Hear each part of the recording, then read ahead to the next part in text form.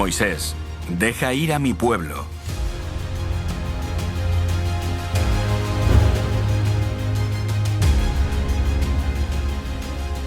Nació en un país en convulsión, en un pueblo que estaba siendo perseguido bajo una ley que exigía su muerte. La vida de Moisés no tuvo un comienzo fácil. En el momento de su nacimiento, los hijos de Israel habían vivido en Egipto cerca de 400 años. El faraón había extendido las fronteras del país considerablemente y era precisamente en sus dominios donde más se sentía su tiranía. Decretó que todos los niños hebreos debían ser arrojados al río y asesinados. Así se evitaría el continuo crecimiento de este pueblo.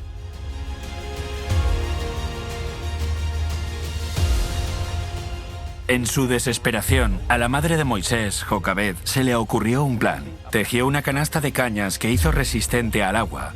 Luego puso a su bebé dentro y escondió la canasta entre las cañas del río.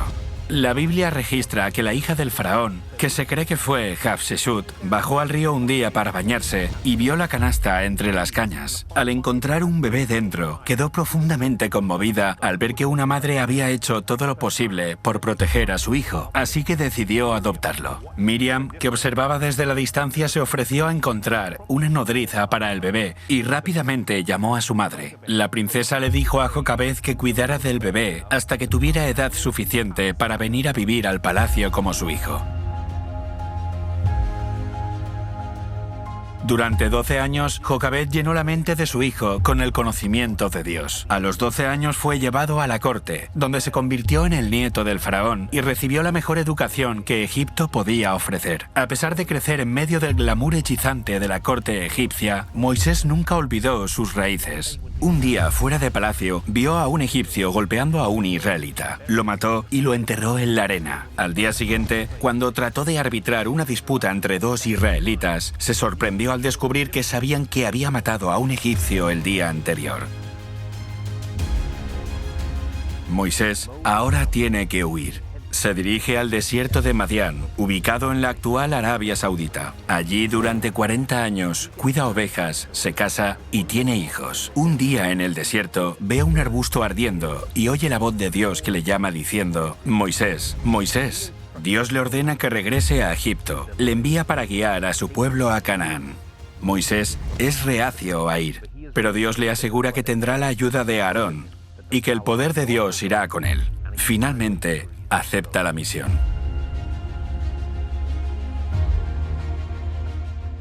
Entrando en Egipto, con Aarón a su lado, Moisés se paró frente al faraón y le dijo: «Deja ir a mi pueblo».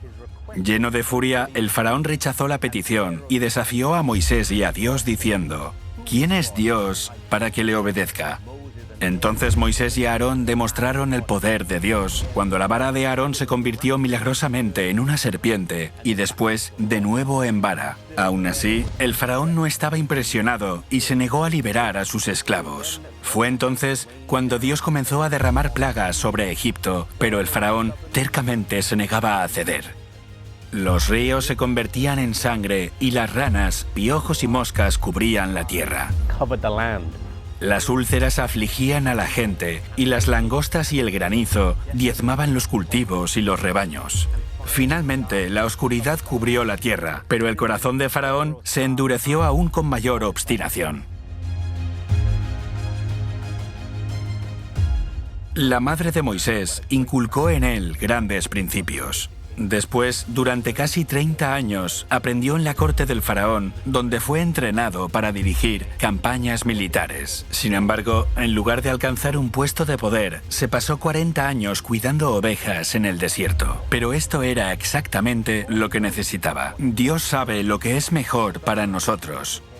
A veces pensamos que estamos preparados para los grandes desafíos de la vida, pero no es así. Igual que Moisés necesitó tiempo en el desierto, a veces Dios nos aparta para prepararnos para algo mejor en el futuro. Si ahora sientes tu vida como en un desierto, ten paciencia. Confía en que Él sabe bien qué es lo mejor para ti.